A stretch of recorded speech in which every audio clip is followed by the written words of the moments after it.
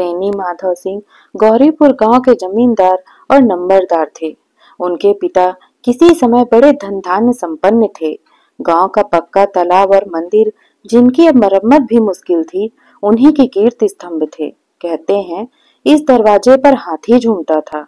अब उसकी जगह बूढ़ी भैंस थी, जिसके शरीर में अस्थि पंजर के सिवा और कुछ न था, पर दूध शायद बहुत देती थी, क्योंकि एक न एक आदमी हांडी लिए उसके सिर पर सवार ही रहता था। बेनी माधव सिंह अपनी आधी से अधिक संपत्ति वकीलों को भेंट कर चुके थे। उनकी वर्तमान आय 1000 रुपए वार्षिक से अधिक न थी। ठाकुर साहब के 2 बेटे थे। बड़े का नाम श्रीकंठ सिंह था। उसने बहुत दिनों के परिश्रम और उद्योग के बाद बीए की डिग्री प्राप्त की थी। अब एक दफ्तर में नौकर था। छोटा लड़का लाल बिहारी सिंह दोहरे बदन का सजीला जवान था। भरा हुआ मुखड़ा, चौड़ी छाती, भैंस का 2 सेर ताजा दूध वह उठकर ही सवेरे पी जाता था। श्रीकंठ सिंह की दशा बिल्कुल विपरीत थी। इन नेत्र प्रिय गुणों को उन्होंने बीए इन्हीं 2 अक्षरों पर न्यौछावर कर दिया था। इन अक्षरों ने उनके शरीर को निर्बल और चेहरे को कीमतहीन बना दिया था। इसी से वैदिक ग्रंथों पर उनका विशेष प्रेम था। आयुर्वेदिक औषधियों पर इनका अधिक विश्वास था। शाम सवेरे उनके कमरे से प्रायः खरल की सुरीली कर्ण मधुर ध्वनि सुनाई दिया करती थी। लाहौर और कलकत्ते के वैद्यों की बड़ी लिखा पढ़ी रहती थी। श्रीकंठ इन अंग्रेजी डिग्री के अधिपित होने पर भी अंग्रेजी सामाजिक प्रथाओं का विशेष प्रेमी न था। इसी से गांव में उसका बड़ा सम्मान था। दशहरे के दिन में वह बड़े उत्साह से रामलीला में सम्मिलित होते, स्वयं किसी न किसी पात्र का पाठ लेते थे। गौरीपुर में रामलीला के वही जन्मदाता थे। प्राचीन हिंदू सभ्यता का गुणगान उनकी धार्मिकता का प्रधान अंग था। सम्मिलित कुटुंब के तो वह एकमात्र उपासक थे। आजकल स्त्रियों को कुटुंब में मिलजुल कर रहने की जो अरुचि होती है, उससे वह जात और देश दोनों के लिए हानिकारक समझते थे। यही कारण है कि गांव की ललनाएं उनकी निंदक थीं। कोई कोई तो उन्हें अपना शत्रु समझने में भी संकोच न करती थीं। स्वयं अपनी पत्नी को ही इस विषय में उनसे विरोध था। यह इसलिए नहीं कि वह अपने सास ससुर, देवर या जेठ आदि से घृणा थी, बल्कि उसका विचार था कि यदि बहुत कुछ सहने और तरह देने पर भी परिवार का साथ निर्वाह न हो सके, तो आए दिन की कलह से जीवन को नष्ट करने की अपेक्षा से यही उत्तम है कि अपनी खिचड़ी अलग पकाई जाए। आनंदी एक बड़े ऊंचे कुल की लड़की थी। उसके बाप एक छोटी सी रियायत के तालुकेदार थे। विशाल भवन, एक हाथी, 3 कुत्ते, बाज, बहरी सिकरे, जाड़ फानुस, अनेरी मिनिस्ट्री और ऋण, जो एक प्रतिष्ठित तालुकेदार के भोग्य पदार्थ हैं, सभी यहाँ विद्यमान थे। नाम था भूप सिंह। बड़ा उदार चित्त और प्रतिभाशाली पुरुष थे, पर दुर्भाग्य से लड़का एक भी न था। 7 लड़कियां हुई और देव योग से सब की सब जीवित रहीं। पहली उमंग में तो उन्होंने 3 ब्याह दिल खोल कर किए, पर 15-20 हजार रुपए का कर्ज सिर पर हो गया तो आंखें खुली, हाथ समेट लिए। आनंदी चौथी लड़की थी। वह अपने सब बहनों से अधिक रूपवती और गुणवती थी। इससे ठाकुर भूप सिंह उसे बहुत प्यार करते थे। सुंदर संतान को कदाचित उसके माता पिता भी अधिक चाहते हैं। ठाकुर साहब बड़े धर्म संकट में थे। इसका विवाह कहाँ करें? ना तो यही चाहते थे कि ऋण का बोझ बढ़े, और ना ही ये स्वीकार था कि उसे अपने को भाग्यहीन समझना पड़े। एक दिन श्रीकंठ उनके पास किसी चंदे का रुपया मांगने आए। शायद नागरी प्रचार का चंदा था। भूप सिंह उनके स्वभाव पर रीझ गए और धूमधाम से श्रीकंठ को आनंदी के साथ विवाह हो गया। आनंदी अपने नए घर आई। यहाँ का रंग ढंग कुछ और ही दिखा। जिस टीम टाम से बचपन से ही उसे आदत पड़ी थी, वह यहाँ नाम मात्र को भी न थी। हाथी घोड़ों का तो कहना ही क्या, कोई सजी हुई सुंदर बहली तक न थी। रश्मि स्लीपर साथ लाई थी, पर यहाँ बाग कहाँ। मकान में खिड़कियां तक न थीं, न जमीन पर फर्श, न दीवार पर तस्वीरें। यह एक सीधा साधा देहाती गृहस्थ का मकान था, किंतु आनंदी ने थोड़े ही दिनों में अपने को इस नई व्यवस्था में ऐसा अनुकूल बना लिया, मानो उसने विलास के सामान कभी देखे ही न थे। एक दिन दोपहर के समय लाल बिहारी सिंह 2 चिड़िया लिए हुए आया और भावस से बोला, जल्दी से पका दो, मुझे भूख लगी है। आनंदी भोजन बनाकर उसकी राह देख रही थी। अब वह नया व्यंजन पकाने को बैठा। हांडी में देखा तो घी पाव भर से अधिक न था। बड़े घर की बेटी किफायत क्या जाने, उसने सब घी मांस में डाल दिया। लाल बिहारी खाने बैठा तो दाल में घी न था। बोला, दाल में घी क्यों नहीं छोड़ा? आनंदी ने कहा, घी सब मांस में पड़ गया। लाल बिहारी जोर से बोला, अभी परसों ही घी आया था, इतना जल्दी उठ गया? आनंदी ने उत्तर दिया, आज तो कुल पाव भर रह गया, वह सब मैंने मांस में डाल दिया।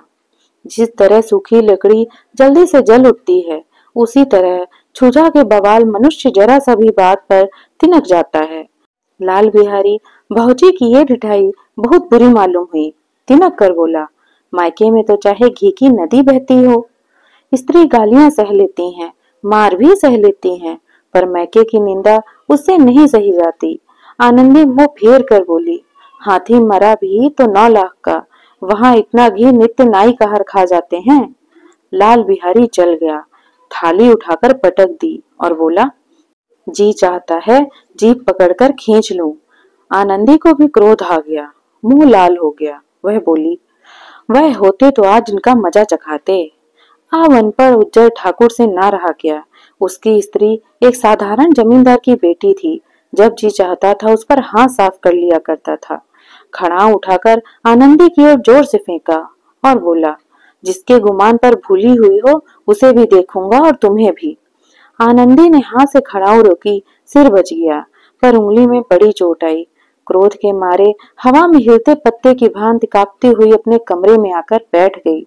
स्त्री का बल और साहस, मान और मर्यादा पति तक है। उसे अपने पति के बल और पुरुषार्थ पर घमंड होता है। आनंदी खून का घूंट पीकर रह गई। श्रीकंठ सिंह शनिवार को घर आया करते थे। बृहस्पतिवार को यह घटना हुई थी। 2 दिन तक आनंदी कोप भवन में रही, ना कुछ खाया ना पिया, उनकी बाट देखती रही। अंत में शनिवार को वह नियमानुकूल संध्या के समय घर आए और बैठकर कुछ इधर उधर की बातें, कुछ देश काल संबंधी समाचार तथा कुछ नए मुकदमे आदि की चर्चा करने लगे। यह वार्तालाप 10 बजे रात तक होती रही। गांव के भद्र पुरुषों को इन बातों में ऐसा आनंद मिलता कि खाने पीने की सुध भी न रहती। श्रीकंठ को पिंड छुड़ाना मुश्किल हो जाता था। ये 2-3 घंटे आनंदी के बड़े कष्ट से काटे। किसी तरह भोजन का समय आया, पंचायत उठी, एकांत हुआ तो लाल बिहारी ने कहा, भैया आप जरा भाभी को समझा दीजिएगा कि मुंह संभाल कर बातचीत किया करें, नहीं तो एक दिन अनर्थ हो जाएगा। बेनी माधव सिंह ने बेटे की ओर को साक्षी दी, हाँ, बहू बेटियों का स्वभाव अच्छा नहीं है कि मर्दों के मुंह लगे। लाल बिहारी, वह बड़े घर की बेटी है तो हम भी कोई कुर्मी कहार नहीं है। श्रीकंठ ने चिंतित स्वर में पूछा, आखिर बात क्या हुई? लाल बिहारी ने कहा, कुछ भी नहीं, यूं आप ही आप उलझ पड़ी, हम लोगों को कुछ समझती ही नहीं। श्रीकंठ खा पीकर आनंदी के पास गए। वह भरी बैठी थी। यह हजरत भी कुछ तीखे थे। आनंदी ने पूछा, चित्त तो प्रसन्न है? श्रीकंठ बोले, बहुत प्रसन्न है, पर तुमने आजकल घर में क्या उपद्रव मचा रखा है? आनंदी की त्योरियों पर बल पड़ गए। झुंझलाहट के मारे बदन में ज्वाला सी दहक उठी। वह बोली, जिसने तुमसे यह आग लगाई है उसे पाऊं तो मुंह झुलस दूं। श्रीकंठ, इतनी गर्मी क्यों होती है, बात तो कहो। आनंदी, क्या कहूं, यह मेरे भाग्य का फेर है, नहीं तो गवार छोकरा जिसको चपरासी गिरी करने का सहूर नहीं, मेरे को खड़ाऊ उठाकर मारकर यूं ना करता। श्रीकंठ, सब हाल साफ साफ कहो तो मालूम हो, मुझे तो कुछ पता ही नहीं। आनंदी, परसों तुम्हारे लाडले भाई ने मुझसे मांस पकाने को कहा। घी आंटी में पाव भर से अधिक न था, वो सब मैंने मांस में डाल दिया। जब खाने बैठा तो कहने लगा, दाल में घी क्यों नहीं है? बस इसी पर मैके को बुरा भला कहने लगा। मुझसे ना रहा गया, मैंने भी कहा, वहाँ इतने घी तो नाई का हार खा जाते हैं और किसी को जान भी नहीं पड़ता। बस इतनी सी बात पर अन्याय में मुझ पर खड़ाऊ फेंक मारी। यदि हाथ न रोक लूं तो सिर फट जाए। उसी से पूछो, मैंने जो कुछ कहा है वह सच है या झूठ? श्रीकंठ की आंखें लाल हो गईं। वह बोला, यहाँ तक हो गया इस छोकरे का यह साहस। आनंदी स्त्रियों के स्वभाव अनुसार रोने लगी, क्योंकि आंसू उनकी पलकों पर रहते हैं। श्रीकंठ बड़े धैर्यवान और शांत पुरुष थे। उन्हें कदाचित ही कभी क्रोध आता था। स्त्रियों के आंसू पुरुष को क्रोधित भड़काने में तेल का आग काम देते हैं। रात भर करवटें बदलते रहे। वो दृढ़ता के कारण पलक तक न झपकी। प्रातःकाल अपने बाप के पास जाकर बोले, दादा, अब इस घर में मेरा निर्वाह न होगा। इस तरह की विद्रोहपूर्ण बातें सुनकर श्रीकंठ ने कितनी ही बार अपने कई मित्रों को आड़े हाथों लिया था, परंतु दुर्भाग्य आज स्वयं उन्हें वो बातें मुंह से कहनी पड़ी। दूसरों को उपदेश देना कितना सहज है। बेनी माधव से घबरा उठे और बोले, क्यों? श्रीकंठ, इसलिए कि मुझे भी अपनी मान प्रतिष्ठा का कुछ विचार है। आपके घर में अब अन्याय और हट का प्रकोप हो रहा है।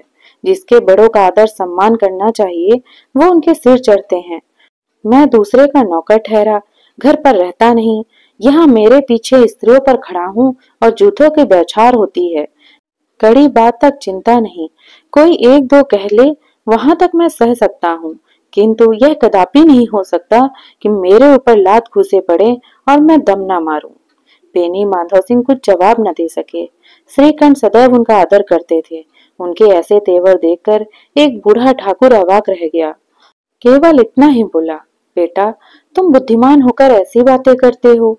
स्त्रियां इस तरह घर का नाश कर देती हैं, उनको बहु सिर चढ़ाना अच्छा नहीं है। श्रीकंठ, इतना मैं जानता हूँ, आपके आशीर्वाद से ऐसा मूर्ख नहीं हूँ। आप स्वयं जानते हैं कि मेरे ही समझाने बुझाने से इसी गांव में कई घर संभल गए हैं। पर जिस स्त्री की मान प्रतिष्ठा का ईश्वर के दरबार में उत्तरदाता हूँ, उसके प्रति ऐसा घोर अन्याय और पशुवत व्यवहार मुझे असहाय है। आप सच मानिए, मेरे लिए यही कुछ कम नहीं है कि लाल बिहारी को कुछ दंड नहीं देता। अब बेनी माधव सिंह भी गरमाए, ऐसी बातें और न सुन सके। बोले, लाल बिहारी तुम्हारा भाई है, उससे जब कभी भूल चूक हो उसके कान पकड़ो। लेकिन श्रीकंठ, लाल बिहारी को मैं अपना भाई नहीं समझता। बेनी माधव सिंह, स्त्री के पीछे? श्रीकंठ, जी नहीं, उसकी क्रूरता और अविवेक के कारण। दोनों कुछ देर चुप रहे। ठाकुर साहब लड़के का क्रोध शांत करना चाहते थे, लेकिन ये नहीं स्वीकार करना चाहते थे कि लाल बिहारी ने कोई अनुचित काम किया है। इसी बीच में गांव के कई और सज्जन हुए, चिलम के बहाने वहां आ बैठे। कई स्त्रियों ने जब यह सुना कि श्रीकंठ पत्नी के पीछे पिता से लड़ने को तैयार हैं, तो उन्हें बड़ा हर्ष हुआ। दोनों पक्षों की मधुर वाणियां सुनने के लिए उनकी आत्माएं तिलमिलाने लगी। गांव के कुछ ऐसे कुटिल मनुष्य भी थे जो कुल की नीति पुरोहित पर मन ही मन चलते थे। वह कहा करते थे, श्रीकंठ अपने बाप से दबता है, इसलिए वह तप्पू है। उसने विद्या पढ़ी, इसलिए वह किताब का कीड़ा है। बेनी माधव सिंह उसकी सलाह के बिना कोई काम नहीं करते। यह उनकी मूर्खता है। इन महानुभावों की शुभकामनाएं आज पूरी होती दिखाई दी। कोई हुक्का पीने के बहाने, कोई लगान की रसीद दिखाने के बहाने आकर वहीं बैठ गया। बेनी माधव सिंह पुराने आदमी थे, इन भावों को ताड़ गए। उन्होंने निश्चय किया, चाहे जो कुछ भी हो, इन द्रोहियों को ताली बजाने का अवसर न दूंगा। तुरंत कोमल शब्दों में बोले, बेटा, मैं तुमसे बाहर नहीं हूँ, तुम्हारे जो जी में आए करो। अब तो लड़के से अपराध हो ही गया है। इलाहाबाद का अनुभव हीरज झल्लाया हुआ ग्रेजुएट इस बात को ना समझ सका। उसे डिबेटिंग क्लब में अपनी बात पर अड़ने की आदत थी। इन हथकंडों को उसे क्या खबर। आप नेजित मतलब से बात पलटती, वह उसकी समझ में न आया। बोला, लाल बिहारी के साथ अब इस घर में नहीं रह सकता। बेनी माधव, बेटा, बुद्धिमान लोग मूर्खों के बातों पे ध्यान नहीं देते। वह बेसमझ लड़का है, उससे जो कुछ भूल हुई उससे तुम बड़े हो, क्षमा करो। श्रीकंठ, उसकी इस दुष्टता को मैं कदापि नहीं सह सकता। या तो वही इस घर पे रहेगा या मैं ही। आपको यही एक अधिक प्यारा है तो आप मुझे विदा कीजिए। मैं अपना भार अपने आप संभाल लूंगा। यदि मुझे रखना चाहते हैं तो उससे कहिए, जहां चाहे चला जाए। बस यही मेरा अंतिम निश्चय है। लाल बिहारी सिंह दरवाजे की चौखट पर चुपचाप खड़ा बड़े भाई की बातें सुनता रहा। वह उनका बहुत आदर करता था। उसे कभी इतना साहस न हुआ कि श्रीकंठ के सामने चारपाई पर बैठ जाए, हुक्का पी ले या पान खा ले। बाप का भी इतना मान न करता था। श्रीकंठ का भी उस पर हार्दिक स्नेह था। अपने होश में उन्होंने कभी उसे डांटा तक न था। जब वह इलाहाबाद से आते तो उनके लिए कोई न कोई वस्तु अवश्य लाते। मुकद्दर की जोड़ी उन्हीं ने बनवा दी थी। पिछले साल जब अपने से ड्यूट जवान को नाग पंचमी के दिन दंगल में पछाड़ दिया तो उन्होंने पुलकित होकर अखाड़े में ही जाकर उसे गले से लगा लिया। अब 5 रुपए के पैसे लुटाए थे। ऐसे भाई के मुंह से आज ऐसे हृदय विदारक बात सुनकर लाल बिहारी बड़ी ग्लानि हुई। वह फूट फूट कर रोने लगा। इसमें संदेह नहीं कि उसे अपने किए पर पछतावा था। भाई के आने से एक दिन पहले से ही उसकी छाती धड़कती थी कि देखूं भैया क्या कहते हैं, मैं उनके सम्मुख कैसे जाऊंगा, उनसे कैसे बोलूंगा, मेरी आंखें उनके सामने कैसे उठेंगी। उसने समझा था कि भैया मुझे बुलाकर समझा देंगे। इस आशा के विपरीत आज उसने उन्हें निर्दयता की मूर्ति बने हुए पाया। वह मूर्ख था, परंतु उसका मन कहता था कि भैया मेरे साथ अन्याय कर रहे हैं। यदि श्रीकंठ उसे अकेले में बुलाकर 2-4 बातें कह देते, इतना ही नहीं 2-4 तमाचे भी लगा देते तो कदाचित उसे इतना दुख न होता। पर भाई का यह कहना कि अब मैं इसकी सूरत नहीं देखना चाहता, लाल बिहारी से सहा न गया। वह रोता हुआ घर आया। कोठरी में आकर कपड़े पहने, आंखें पूछी, जिससे कोई यह न समझे कि वह रोता था। तब आनंदी के द्वार पर आकर बोला, भाभी, भैया ने निश्चय किया है, वह मेरे साथ इस घर में ना रहेंगे। अब वह मेरा मुख नहीं देखना चाहते, इसलिए मैं अब जाता हूँ। उन्हें फिर ना दिखाऊंगा। मुझसे जो कुछ अपराध हुआ उसे क्षमा करना। यह कहते कहते लाल बिहारी का गला भर आया। जिस समय लाल बिहारी सिंह सिर झुकाए आनंदी के द्वार पर खड़ा था, उसी समय श्रीकंठ सिंह आंखें लाल किए हुए बाहर से आए। भाई को खड़ा देखा तो घृणा से आंखें फेर ली और कतरा कर निकल गए, मानो उसकी परछाई से दूर भागते हों। आनंदी ने लाल बिहारी की शिकायत तो की थी, लेकिन अब मन में पछता रही थी। वह स्वभाव से भी दयावती थी। उसे इसका तनिक भी ध्यान न था कि बात इतनी बढ़ जाएगी। वह मन ही मन में अपने पति पर झुंझला रही थी कि यह इतने गर्म क्यों होते हैं। उस पर यह भय भी लगा हुआ था कि कहीं मुझसे इलाहाबाद चलने को कहें तो कैसे क्या करूंगी।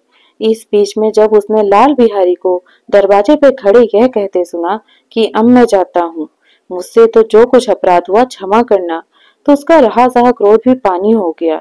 वह रोने लगी। मन का मैल धोने के लिए नया जल से उपयुक्त और कोई वस्तु नहीं। श्रीकंठ को देखकर आनंदी ने कहा, लाला बाहर खड़े होकर बहुत रो रहे हैं। श्रीकंठ, तो मैं क्या करूं? आनंदी, भीतर बुला लो, मेरी जीभ में आग लगे, मैंने कहां से यह झगड़ा उठाया। श्रीकंठ, मैं ना बुलाऊंगा। आनंदी, पछताओगे, उन्हें बहुत ग्लानि है, ऐसा न हो कहीं चले जाएं। श्रीकंठ ना उठे। इतने में लाल बिहारी ने फिर कहा, भाभी, भैया से मेरा प्रणाम कहना। वह मेरा मुख नहीं देखना चाहते, इसलिए मैं भी अपना मुख न दिखाऊंगा। लाल बिहारी इतना कहकर लौट पड़ा और शीघ्रता से दरवाजे की ओर बढ़ा। अंत में आनंदी कमरे से निकली और हाथ पकड़ ली। लाल बिहारी ने पीछे मुड़कर देखा और आंखों में आंसू भरे बोला, मुझे जाने दो। आनंदी, कहाँ जाते हो? लाल बिहारी, जहाँ कोई मेरा मुंह न देखे। आनंदी, मैं न जाने दूंगी। लाल बिहारी, मैं तुम लोगों के साथ रहने योग्य नहीं हूँ। आनंदी, तुम्हें मेरी सौगंध, अब एक पग भी आगे न बढ़ाना। लाल बिहारी, जब तक मुझे यह मालूम न हो जाए कि भैया का मन मेरी तरफ से साफ हो गया है, तब तक मैं इस घर में कदापि न रहूंगा। आनंदी, मैं ईश्वर को साक्षी देकर कहती हूँ कि तुम्हारी ओर से मेरे मन में तनिक भी मैल नहीं है। श्रीकंठ का हृदय भी पिघला। उन्होंने बाहर आकर लाल बिहारी को गले लगा लिया। दोनों भाई खूब फूट फूट कर रोए। लाल बिहारी ने सिसकते हुए कहा, भैया, अब कभी मत कहना कि मैं तुम्हारा मुख न देखूंगा। इसके सिवा आप जो दंड देंगे मैं सहज स्वीकार करूंगा। श्रीकंठ ने कांपते हुए सर में कहा, लल्लू, इन बातों को बिल्कुल भूल जाओ। ईश्वर चाहेगा तो फिर कभी ऐसा अवसर न आएगा। बेनी माधव सिंह बाहर से आ रहे थे। दोनों भाइयों को गले मिलते देखकर आनंद से पुलकित हो गए। बोल उठे, बड़े घर की बेटियां ऐसी ही होती हैं, बिगड़ता हुआ काम बना लेती हैं। काफों में जिसने वृत्तांत सुना, उसी ने इन शब्दों में आनंदी की उदारता को सराहा। बड़े घर की बेटियां ऐसी ही होती हैं। तो दोस्तों, कैसी लगी आपको ये कहानी? कमेंट करके जरूर बताइएगा। और ऐसे ही कहानी के लिए सब्सक्राइब करें मेरे YouTube चैनल को और फॉलो करें Facebook पेज को। धन्यवाद।